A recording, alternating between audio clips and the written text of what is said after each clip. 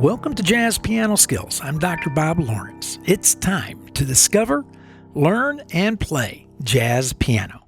It's hard to believe, but here we are again, week 3 of the month. And of course, week 3 of every month is the week we dedicate ourselves to improving our improvisation skills. Week 1 always begins with a harmonic analysis of a tune. We're studying Misty this month.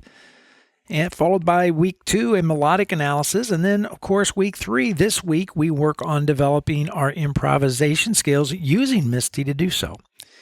Our harmonic analysis of Misty, as we do with every tune, explored the form, the changes, the harmonic function, common harmonic movement, and, of course, the voicings. We look at block shapes, shells, traditional shells, and contemporary shells, as well as two-handed structures. Our melodic study always looks at lyrics of the tune, the melody, the fingerings, phrases, target notes, and various melodic treatments. Today, our improvisation skills will challenge our ability to create melodic lines that we're going to use for improvisation development, centered around the specific phrases that's found within Misty. It's going to be a fantastic study today. Of course, the study and practicing of all of these essential jazz piano skills must be governed by a crystal clear thought process that simplifies music conceptually so that we have a legitimate chance of developing physical skills. Right? If it's messy upstairs, I'm telling you, it's going to be messy downstairs. Now, we achieve this crystal clear thought process by making sure that all we do musically, conceptually and physically, all that we do, we see it in light of the 7 musical facts. And what are the 7 musical facts? Well, you should know this by heart since I've been reciting it, I think, in every episode since the beginning of the year. Number 1, music is the production of sound and, of course, silence. Sound being major, dominant, minor, half diminished, and diminished. Number 2, sound is produced either harmonically or melodically. We have harmonic shapes and we have melodic shapes. Number 3, the shapes of harmony are called chords or voicings. Number 4, the shapes of melody are scales and arpeggios. Number 5, when playing our scales and arpeggios, we can only move in one of 2 directions, right? Up or down. And number 6, we camouflage our scales and arpeggios with tension or chromaticism. And then finally, number 7, to make musical facts 1 through 6 interesting, we add rhythm. That's it. Those are the 7 musical facts, period, regardless of genre. And this is precisely why we approach our tune study centered around the 7 facts of music using 3 distinct tune learning phases or stages: harmonic analysis, melodic analysis, improvisation development. And then, of course, we have fact number 7, rhythm. How interesting. What a coincidence that the daily challenge that I post every day at Jazz Piano Skills, the YouTube channel, focuses on one of these 3 pillars of music learning: harmony, melody, rhythm. What a coincidence. So if you're not a subscriber to the Jazz Piano Skills YouTube channel, right, you should be, because you're missing some incredibly important jazz nuggets that will go a long way in helping you develop your jazz chops. So check it out. All right, so today we tackle improvisation development. Today we continue to discover Misty improvisationally, and we're going to learn how to compose a melodic line using the melodic phrases as our guide. And we're going to play improvisational lines by rhythmically altering our composed melodic lines. So as I always like to say, regardless of where you are in your jazz journey, a beginner, an intermediate player, or an advanced player, or even if you're a seasoned and experienced professional, you're going to find this Jazz Piano Skills podcast lesson exploring Misty to be very beneficial. But before we dig in, I'd like to welcome all the first-time listeners. So if you are new to Jazz Piano Skills, if you're a new listener to the Jazz Piano Skills podcast, welcome. I'm thrilled. And I want to personally invite you to become a Jazz Piano Skills member. Now, your membership, number one, it keeps the Jazz Piano Skills podcast ad-free, which has been my goal since day one. No ads, all education. In addition to that, your membership grants you many perks. For example, number one, you receive premium podcast content, which basically means you get to listen to the entire episode.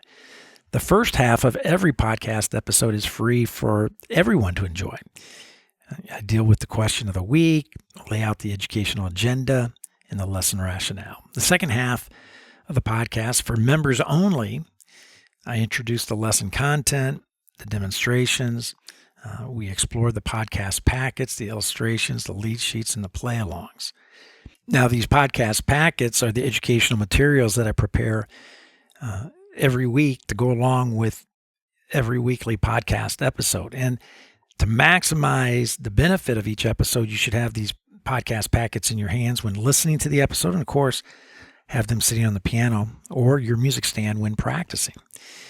In addition to premium podcast content, as well as the podcast packets, you also have access to the online courses, which are comprehensive, interactive, self-paced, and sequential courses. You also, as a Jazz Piano Skills member, have a reserved seat in my weekly masterclass that I host every Thursday evening at 8 p.m. That's Central Standard Time. And again, I know this is not the best time for everyone around the world, and that is why all the masterclasses are recorded. And you can watch and rewatch the video of the class at your convenience, at your leisure, and as often as you wish, whenever you'd like. So very beneficial. And then also as a member of Jazz Piano Skills, you have access to the private online Jazz Piano Skills community, which hosts a variety of education-specific forums as well as general jazz forums. It's a great place to meet folks, provide some member feedback and assistance, and it's also a great place to get some member feedback and assistance as well. And finally, as a Jazz Piano Skills member, you have access to unlimited educational support, private, personal, and professional support whenever and as often as you wish. So all of these amazing privileges, these perks are waiting to help you discover, learn, and play jazz piano. So take a moment and check it all out at jazzpianoskills.com, and of course, become a member. But once you get to the site, if you have any questions, by all means, please reach out to me. Always happy to spend some time with you, answer any questions that you may have, and help you in any way that I can. Now, I already mentioned this earlier, but it's worth mentioning again because I'm fired up about it. I want to take just a few minutes to encourage everyone to subscribe to the Jazz Piano Skills YouTube channel. I currently have 5 playlists that you can check out that will help you with your jazz journey. Of course, I have the daily challenges, which center around harmony, melody, and rhythm. There's a playlist called 1 Minute Lessons. Jazz Talks are also available. And of course, the Song Study of the Month, which we are doing now. And then all the podcast episodes are published there as well, and the episodes with any guests that appear on Jazz Piano Skills. So I'm starting to populate these playlists with new videos every week. So be sure to subscribe so that you're notified when a new Jazz Piano Skills video is published. All right. So needless to say, I'm excited about it. I think it's a pretty neat dimension to Jazz Piano Skills. I'm looking forward to growing the channel to help us all discover, learn, and play jazz, jazz piano, or whatever instrument that you are studying. So, all right. So on to the question of the week. This week's question comes from Betty Townsend. Betty's living in Cincinnati, Ohio. And Betty writes, I am new to jazz piano and Jazz Piano Skills. I just discovered you on YouTube. Yay. I was just talking about YouTube. I'm curious, in your opinion, okay, I'm scared now because anytime anybody starts the question with, I'm curious, okay, well, what's happening? Here we go. I'm curious, in your opinion, as a newbie, What is the most important skill? I knew it. What is the most important skill for me to focus on developing? I realize this may be a difficult question to answer, but I thought I would ask anyway. I'm enjoying the daily challenges, even though many of them are way beyond my ability at this time. Thank you for all that you do. I'm excited about the journey ahead. Well, Betty, welcome to the world of jazz piano and welcome to Jazz Piano Skills. Super happy that you're a member, and I'm super happy and excited about your journey as well. And I'm looking forward to getting to know you. So, all right. So you're 100% correct. Your question is, at least upon first hearing it, is tough. And I've been asked this many times before. But after the initial whoa reaction to your question, I actually think it's pretty easy to answer. Okay? So here it is. The most important, let me look at your question again. What is the most important skill for me to focus on? Well, okay, I'm going to kind of give you a little outline here. Number one, without question, 60 chords. In root position.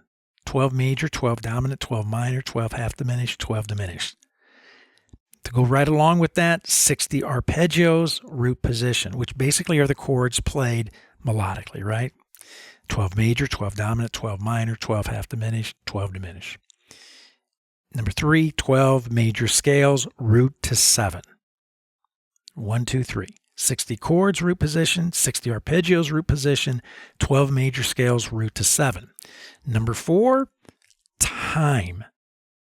Learn to play 2 and listen for count 1. I'm going to say that again about time. Learn to play 2 and listen for count 1, which you should be doing when practicing your 60 chords, 60 arpeggios, and 12 major scales. Okay, so there you have it. The answer to your easy, very easy question. 1, 2, and 3 are about learning the data.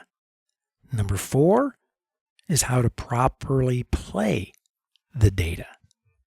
Without a command of 1, 2, 3, and 4, you will struggle unsuccessfully with learning how to play music. Did you notice I said unsuccessfully? You will struggle unsuccessfully with learning how to play music. It will always be a struggle. Without a command of 1, your 60 chords, without a command of 2, the arpeggios, without a command of 3, the major scales, and without the ability to play 2 and listen for 1, you will struggle unsuccessfully with learning how to play music. Now, I think everyone listening has no problem understanding points 1, 2, and 3, right? They're pretty black and white.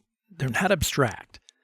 They make up what I call the foundational data of music, data that is needed in order to play music. In other words, if these tools are not in your toolbox, chords, arpeggios, scales, you're in trouble. Again, foundational data. No way to skirt around it. A must-have. No exceptions. No workarounds. No escaping. Right? You must confront it, study it, and play it. Chords, arpeggios, scales. Now, number 4, time. Learn to play 2, T-O, learn to play 2 and listen for count 1. Wow, what a big time skill to be able to play 2 and listen for count 1. That's not so clear, right? Even if you understand what I'm saying, you have to be asking. I would think you are asking, well, how in the heck do I practice that? Okay, so let me pretend you do not understand what I mean by time and what I mean by learn to play 2 and listen for count 1. And what I mean is this. Music is held together by time. And time is rigid. It marches on. I literally mean that. It marches on. Beat after beat after beat. It stops for no one. It slows down for no one. It adjusts to no one. You're either on board or you're not. It's just that simple. Professional musicians disguise the rigidity of time by their ability to play harmony and melody freely within the constraints of time. I'm going to say that again because it's really important. Professional musicians disguise the rigidity of time by their ability to play harmony and melody freely within the constraints of time. Okay? Now, amateur musicians, on the other hand, magnify the rigidity of time by illuminating its presence with the mathematical presentation of harmony and melody. And I'm going to say that again because it's important. Amateur musicians, on the other hand, magnify the rigidity of time by illuminating its presence with the mathematical presentation of harmony and melody.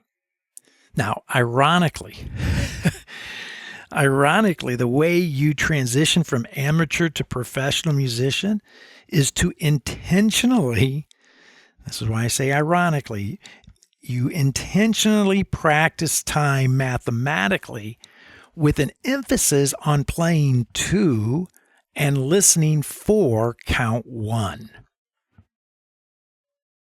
I hope that makes sense. Right? You transition from amateur to professional musician, right?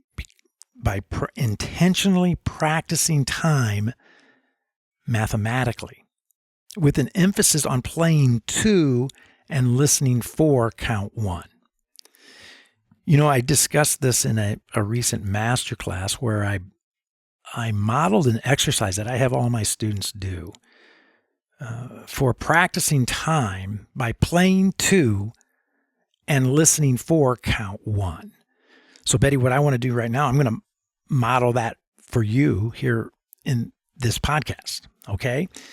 So what I'm going to do is I'm going to use a classic rock beat, not a jazz beat, not a bossa, not a swing, not a bossa, but a basic classic rock and roll beat. And the reason for that is because it is much easier to play to and hear count one with a basic rock beat first. Okay, that's where you should start. So here we go. I'm going to bring the ensemble in. I'm going to model this for you. And I'm going to talk a little bit as I'm playing. Okay, so to just give you an outline real quick before I play, I'm going to begin first by playing whole notes for an entire measure, playing to count one. And then I'm going to move to half notes for an entire measure, playing to count one of the next measure. And then quarter notes for an entire measure, playing to count one of the next measure. And then finally, eighth notes for the entire measure, playing to count one of the next measure, right? I'm trying to get to one to the next measure using basic note values, whole notes, half notes, quarter notes, eighth notes, all right? And I'm going to use the C major scale for this. So when I begin, I'm going to start with the note C with my whole notes. Okay? So here we go. Let's check it out, and I'll give some guidance as I'm playing through this. Okay, whole note C. There's count one. 1, 2, 3, 4. 1. 1.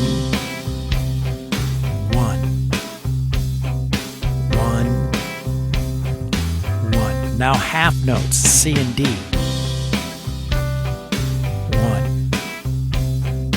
1, 2, 3, 1. 1.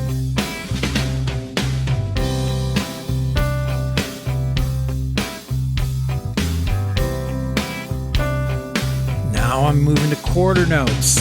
C, D, E, F, G. And the G is count 1. 1, 2, 3, 1.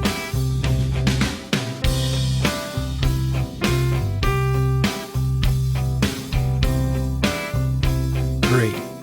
All right, now 8th notes. Takes me up to the 9th, the note D.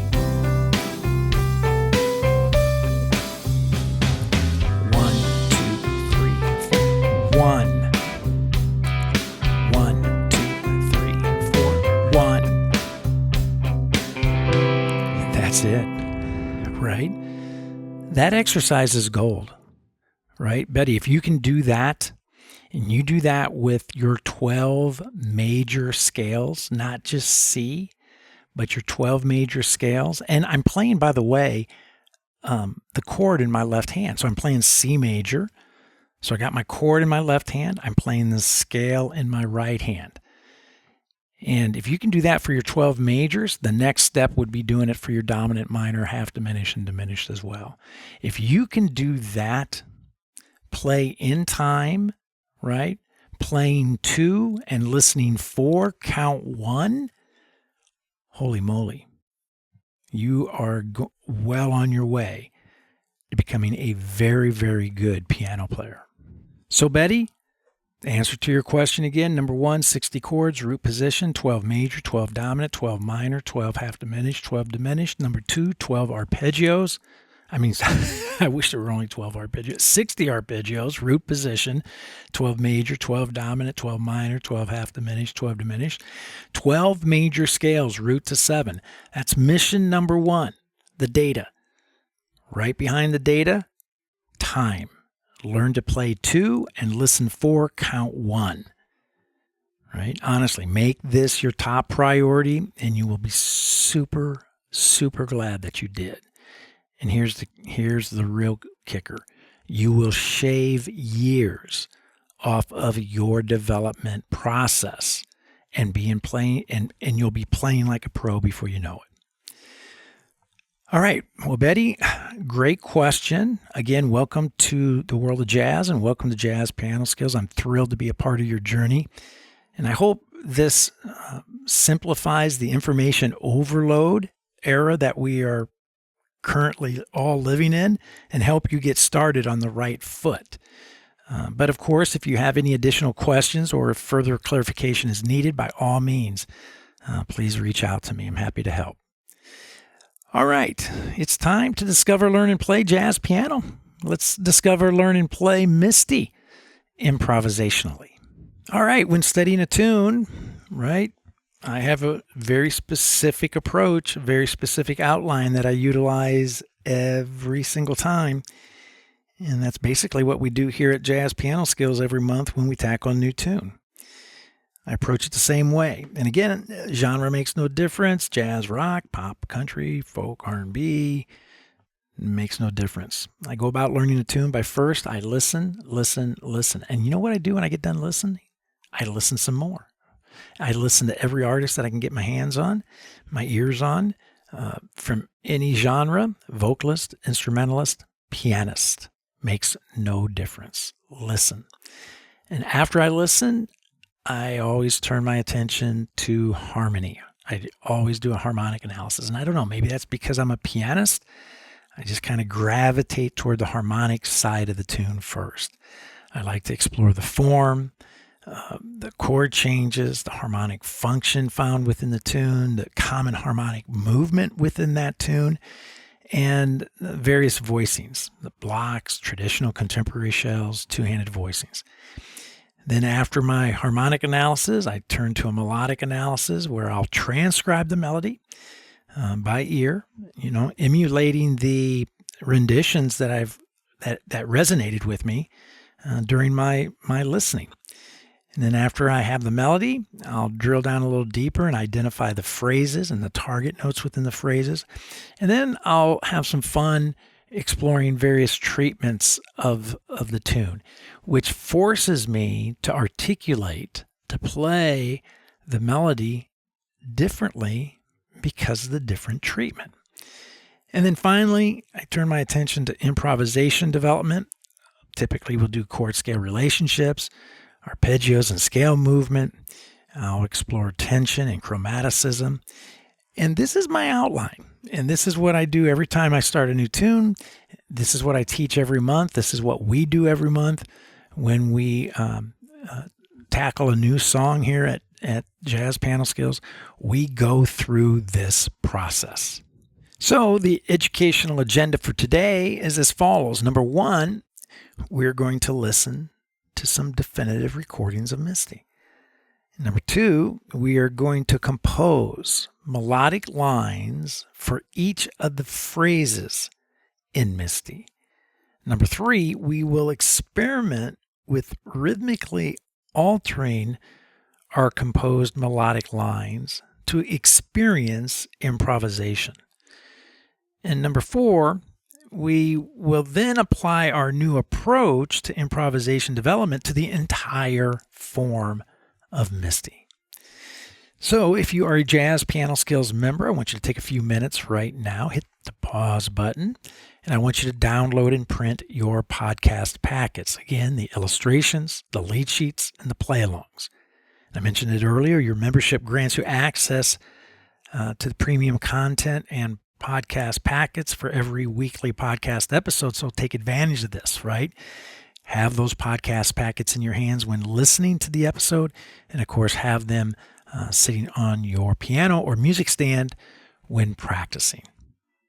Okay, now that you have your podcast packets, I want you to grab your lead sheets, and you should have five lead sheets in your packet this week.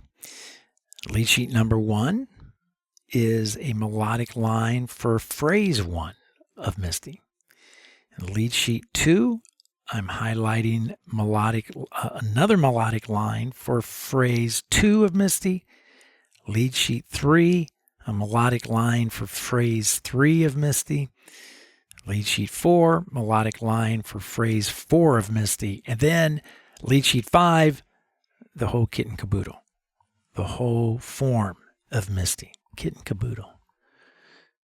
Kit and caboodle. I don't even know what that is. If anybody knows, let me know. Anyway, now, typically, I would, in the past, always play one definitive recording of the tune. But as you all know, this year, right, I have a director of listening recommendations working with me, Lisa, and we put together a list of definitive recordings that you should check out. And those are posted in the Jazz Piano Skills forums. So what I want you to do is I want you to hit the pause button and spend some time listening to those recommendations before moving on. And again, this is a much better format because we get to suggest more than just one tune to check out. But I also get to preserve as much time as possible for educational content within the podcast episode. So again, head over to the community, spend some time listening to the recordings, and then we get down to business. And once you have listened, right, grab the lead sheets. We're going to start there as we always do, and grab lead sheet one. And let's take a look at how to begin developing our improvisational skills by constructing melodic lines that we are going to alter. Thank you for listening to Jazz Piano Skills. The remaining premium content of this episode is available to Jazz Piano Skills members at jazzpianoskillspodcast.com. Visit jazzpianoskills.com to learn more about membership privileges and become a Jazz Piano Skills member. Thank you.